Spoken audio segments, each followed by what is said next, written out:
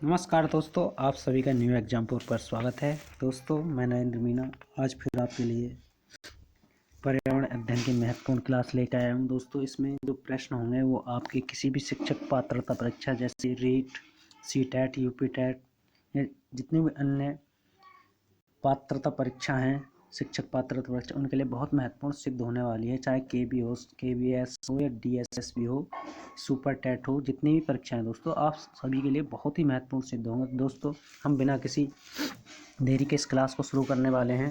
दोस्तों, अगर आपने अभी तक हमारा चैनल सब्सक्राइब नहीं किया था दोस्तों, हमारे चैनल को सब्सक्राइब कर लें और बेल आइकन को दबाना न भूलें। तो दोस्तों, हम बिना किसी देरी के वीडियो को शुरू करते हैं। देखते हैं पहला क्वेश्चन क्या है। तो दोस्तों, पहला क्वेश्चन है,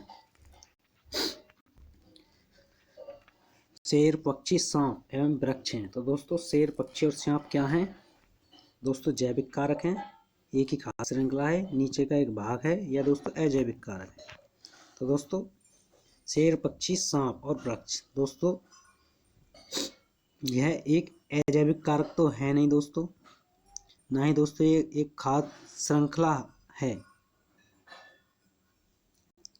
ना ही दोस्तों ये एक नीचे का भाग है। तो दोस्तों, शेर, पक्षी, सांप दोस्तों एक जैविक कारक है, क्योंकि दोस्तों इनमें जीवन पाया जाता है, इसलिए दोस्तों इनको एक जैविक कारक की श्रेणी में रखेंगे। नेक्स्ट क्वेश्चन है दोस्तों, वे जीव जो अपने आहार तथा जीवन निर्वाह के लिए दूसरे जीवित जीवों पर निर्भर रहते हैं, उनको क्या कहते हैं? तो दोस्तों बताइए, वे जीव जो दूसरे जीवों के ऊपर मतलब जीवन निर्वाह के लिए निर्भर रहते हैं, उनको क्या कहते हैं दोस्तों? परजीवी, मृतजीवी, सर्वाहारी, मांसाहारी। तो दोस्तों हम आपको बता दें, वे जीव जो अपने आहार तथा जीवन निर्वाह के लिए दूसरे जीवों पर निर्भर रहते हैं, उनको पता है क्या कहते हैं? उनको दोस्तों परजीवी कहते हैं। दोस्तों, मृतजीवी वो होते हैं जो मरे हुए जीवों को खा जाते हैं, जिनको डिकम्पोजर भी कहते हैं। दोस्तों, सर्वाहारी की श्रेणी में दोस्तों वे सभी आते हैं जो मांस भी खाते हैं और शाकाहारी चीज़ों को खाते हैं। और दोस्तों, मांसाहारी जो वे होते हैं जो सिर्फ मांस का सेवन करते हैं। दोस्तों, नेक्स्ट क्वेश्चन देखते हैं।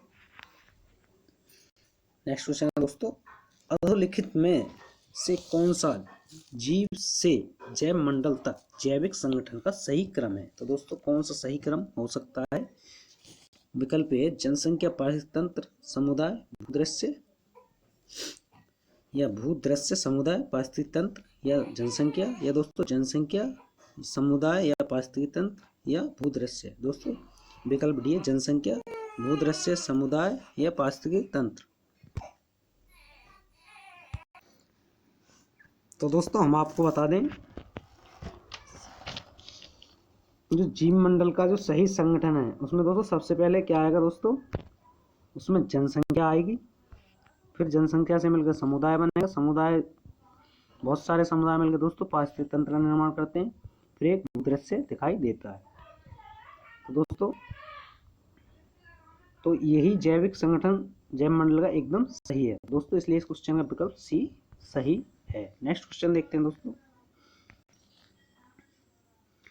नेक्स्ट क्वेश्चन दोस्तों, दिन के समय में हरे पौधे कार्बन डाइऑक्साइड के स्थान पर ऑक्सीजन वातावरण में छोड़ते हैं। दोस्तों, इसका प्रमुख कारण क्या हो सकता है? बताइए दोस्तों। दिन के समय हरे पौधे कार्बन डाइऑक्साइड के स्थान पर ऑक्सीजन वातावरण में छोड़ते हैं, इसका प्रमुख कारण क्या है? तो दोस्तों, हरे पौधे रात में श्वसन की क्रिया संपन्न नहीं करते। तो दोस्तों ये विकल्प बिल्कुल गलत है, क्योंकि करते हैं। हरे पौधों में दिन में श्वसन की क्रिया संपन्न नहीं होती, ये भी दोस्तों गलत है, क्योंकि प्रकाश संश्लेषण में क्रिया संपन्न होती है। दोस्तों, नेक्स्ट विकल्प है, हरे पौधों में श्वसन की क्रिया दिन में संपन्न होती है एवं प्रकाश संश्लेषण की क्रिया रात में होती है। तो दोस्तों, ये क्वेश्चन तो बिल्कुल ही गलत है, क्योंकि प्रकाश संश्लेषण की क्रिया प्रकाश की उपस्थिति में होती है, जो कि दिन में होती है। दोस्तों, नेक्स्ट विकल्प है, दिन के समय श्वसन क्रिया की तुलना में प्रकाश संश्लेषण की क्रिया तीव्र गति से संपन्न होती है। दोस्तों, यह विकल्प बिल्कुल सही है। दोस्तों, यही एक कारण है कि दिन के समय में हरे पौधे कार्बन डाइऑक्साइड के स्थान पर ऑक्सीजन को वातावरण में छोड़ते हैं। नेक्स्ट क्वेश्चन देखते हैं दोस्तों। नेक्स्ट क्वेश्चन है दोस्तों, प्राकृतिक तंत्र के विकास की व्याख्या की जाती है। तो दोस्तों, किस आधार पर की जाएगी? देखते हैं विकल्पों को।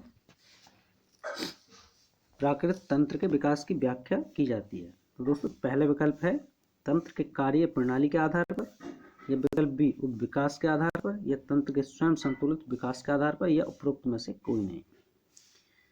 तो दोस्तों हम आपको बता दें, प्राकृतिक तंत्र के विकास की व्याख्या की जाएगी वो दोस्तों तंत्र के संतुलन के आधार पर की जाएगी, ना कि दोस्तों उप विकास के आधार पर, और ना ही तंत्र की कार्य प्रणाली के आधार पर। ये तंत्र के स्वयं संतुलित विकास के आधार पर की जाएगी, क्योंकि हमारी जो प्रकृति है स्वयं संतुलन स्थापित कर लेती है। तो दोस्तों इसलिए इस क्वेश्चन का विकल्प बिल्कुल सी सही है। नेक्स्ट क्वेश्चन देखते हैं दोस्तों। नेक्स्ट क्वेश्चन दोस्तों, प्रकाश संश्लेषण की क्रिया के दौरान निम्नलिखित में से कौन सी गैस उत्सर्जित होती है। दोस्तों जब प्रकाश संश्लेषण क्रिया होती है तो कौन सी गैस हमें उत्पाद के रूप में प्राप्त होती है। Oxygen, carbon dioxide, hydrogen, chlorine.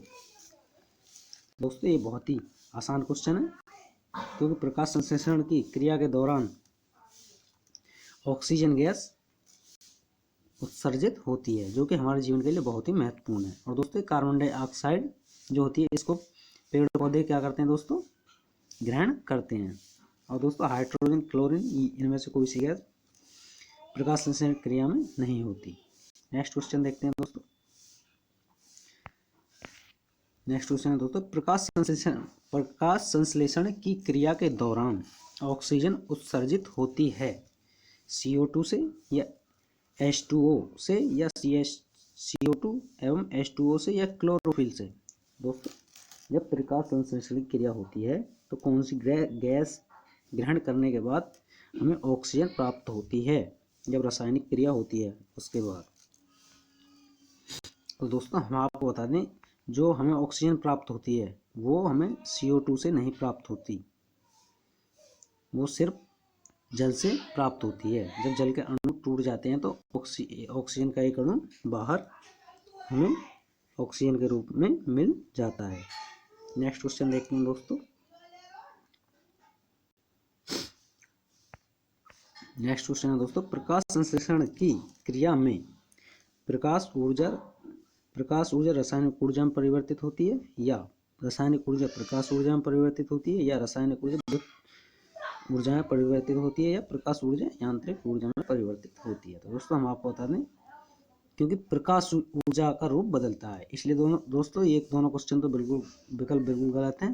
B और सी दो देखते हैं, प्रकाश ऊर्जा यांत्रिक ऊर्जा में परिवर्तित होती है। दोस्तों यांत्रिक ऊर्जा एक अलग बात होती है, जब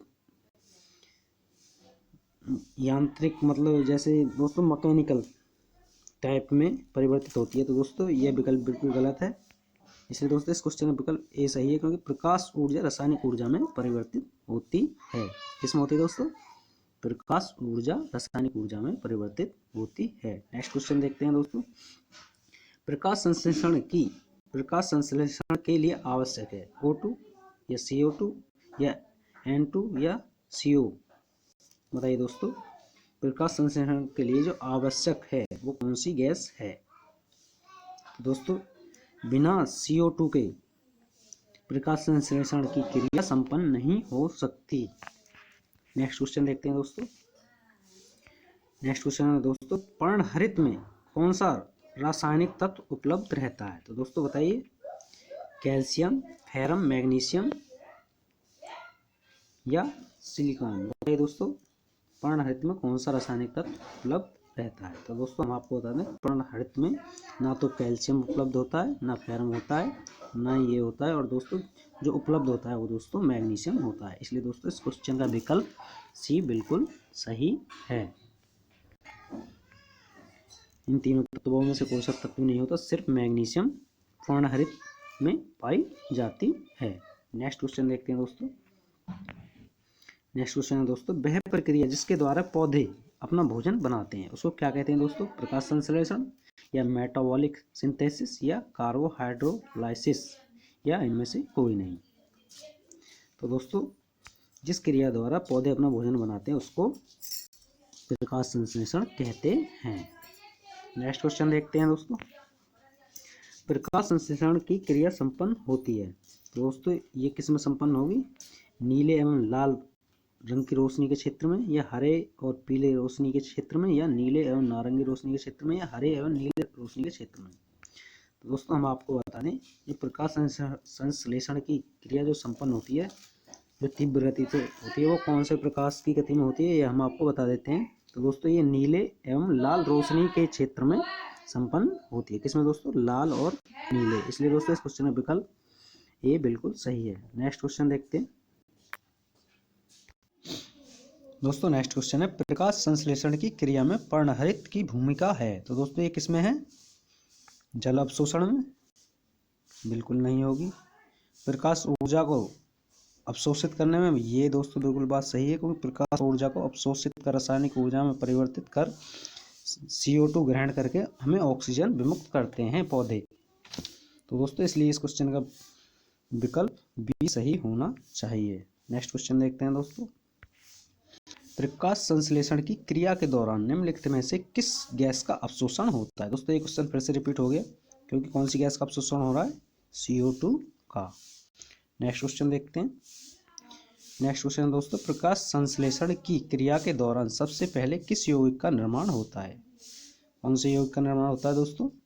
फास्फोरिक अम्ल का, या स्टार्च का, या फास्फोग्लिसरिक अम्ल का, या डाइफोग्लिसरिक अम्ल का? दोस्तों बताइए, प्रकाश संश्लेषण क्रिया के दौरान सबसे पहले किस यौगिक का निर्माण होता है? तो दोस्तों हम आपको बता दें, प्रकाश संश्लेषण क्रिया के दौरान सबसे पहले यौगिक का निर्माण होगा दोस्तों, वो फास्फोग्लिसरिक अम्ल का होता है। नेक्स्ट क्वेश्चन देखते हैं दोस्तों।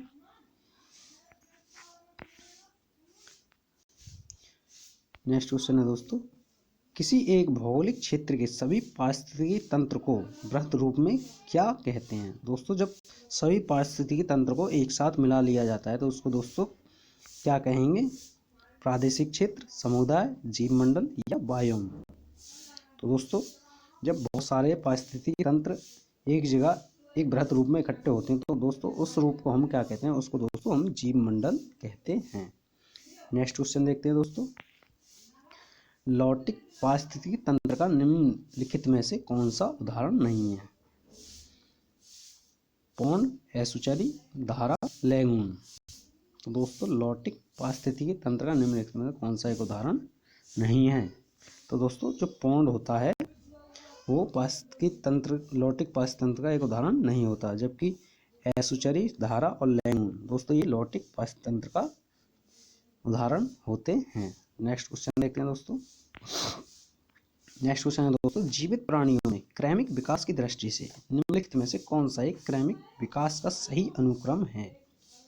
बताइए दोस्तों, उद्बिलाव से कच्छप, कच्छप से सार्क, या दोस्तों सार्क से कच्छप, या कच्छप से उद्बिलाव, या कच्छप से सार्क, या उद्बिलाव, या दोस्तों सार्क से उद्बिलाव, या उद्बिलाव से कच्छप। तो दोस्तों इनमें से कौन सा क्रम सही होगा? तो दोस्तों हम आपको बता दें, इनमें जो सर्वप्रथम आएगा सार्क आएगा, सार्क के बाद कच्छप, कच्छप के बाद उद्बिलाव। तो दोस्तों इनमें क्रैमिक विकास की दृष्टि से यह क्रम बिल्कुल सही है। नेक्स्ट क्वेश्चन देखते हैं दोस्तों। पारितंत्र में खास श्रृंखलाओं के संदर्भ में निम्नलिखित में से किस प्रकार के जीव अपघटक जीव कहलाते हैं? दोस्तों अपघटक जीव वो होते हैं जो कि सड़े गले अपशिष्ट पदार्थों को डिकम्पोज करते हैं, यानी कि मृदा में मिला देते हैं। तो दोस्तों अपघटक कौन से होंगे? तो दोस्तों इनमें कौन से होंगे आप बताइए? विषाणु, कवक, या जीवाणु। तो दोस्तों यहाँ कूट में विकल्प दिए गए हैं, या केवल विकल्प 1, या विकल्प सी, या विकल्प बी, या विकल्प डी। तो दोस्तों बताइए अपघटक जीव कौन कौन से कहलाते हैं? तो दोस्तों हम आपको बता दें, जो कवक और जीवाणु होते हैं ये दोनों ही अपघटक का कार्य करते हैं, जबकि विषाणु अपघटक का कार्य नहीं करता। अब तो दोस्तों इस दृष्टि से देखा जाए तो विकल्प बी बिल्कुल सही होना चाहिए। इसमें केवल 2 और 3 सही हैं। नेक्स्ट क्वेश्चन देखते हैं दोस्तों। नेक्स्ट क्वेश्चन है दोस्तों, एक कृत्रिम पारिस्थितिकी तंत्र निरूपित किया जाता है मत्स्य पालन टंकी द्वारा, या कृषि भूमि द्वारा, या चिड़ियाघर द्वारा, या जल जीवशाला द्वारा। दोस्तों कृत्रिम पारिस्थितिकी तंत्र वो होता है जिसमें मनुष्य द्वारा उस पारिस्थितिक तंत्र को तैयार किया जाता है। तो दोस्तों हम आपको बता दें, जो कृषि भूमि जो होती है वो कृत्रिम पारिस्थितिक तंत्र होती है, क्योंकि ये मनुष्य द्वारा की जाती है। नेक्स्ट क्वेश्चन देखते हैं दोस्तों। एक भौगोलिक क्षेत्र में सभी पारिस्थितिक तंत्र को एक साथ लेकर एक अधिक बड़ी यूनिट बनाते हैं, तो दोस्तों इसको क्या कहते हैं? पारिस्थितिक तंत्रों को एक जगह इकट्ठा किया जा रहा है दोस्तों और एक बड़ी यूनिट बनाई जा रही है, तो दोस्तों इसको क्या कहेंगे? भूभाग, जीवाश्म समुदाय या जैव मंडल, क्या कहेंगे? तो दोस्तों इस जो बहुत सारे पारिस्थितिक तंत्र एक साथ मिलते हैं दोस्तों, इसको जैव मंडल कहते हैं। नेक्स्ट क्वेश्चन देखते हैं। विश्व का वह भाग जो मानव अधिवास के लिए बिल्कुल अनुपयुक्त है, क्या कहलाएगा दोस्तों? पारिस्थितिकी तंत्र। तो दोस्तों ये तो होता है, एकदम अनुकूल होता है, एक्यूमेन या एमडीसी या नॉन एक्यूमेन। दोस्तों एक्यूमेन भी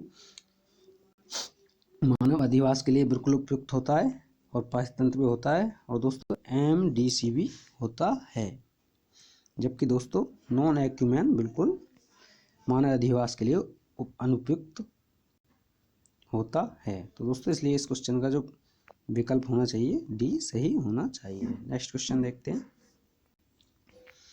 घास भूमि किस पारिस्थितिक तंत्र में शामिल किया जाता है? तो दोस्तों किसमें किया जाएगा? समुद्र में, समुद्री, स्वच्छ जल या स्थलीय या कृत्रिम। दोस्तों घास भूमि जो होगी ये तो आपको पता होना चाहिए, ये स्थलीय पारिस्थितिक तंत्र में शामिल की जाएगी। नेक्स्ट क्वेश्चन देखते हैं दोस्तों। निम्नलिखित में से किस सिम्बायोटिक संयोग से लाइकेन की उत्पत्ति होती है? तो दोस्तों किस सिम्बायोटिक संयोग से लाइकेन की उत्पत्ति होती है? एल्गी एवं फंगस से, या फंगस एवं बैक्टीरिया से, या एल्गी एवं ब्रायोफाइट से, या बैक्टीरिया एवं जिम्नोस्पर्म से। तो दोस्तों हम आपको बता दें, सिम्बायोटिक संयोग से लाइकेन की उत्पत्ति होती है दोस्तों, उनको एल्गी और फंगस कहते हैं दोस्तों, इसलिए इस क्वेश्चन का विकल्प ए बिल्कुल सही है। नेक्स्ट क्वेश्चन देखते हैं। निम्नलिखित पारिस्थितिक तंत्र में किस पारिस्थितिक तंत्र का एकल प्राथमिक उत्पादकता सर्वाधिक होती है? तो दोस्तों किसकी होगी? मैंग्रोव की, घास भूमि की, या वर्षावन की, या प्रवाल वीथी की।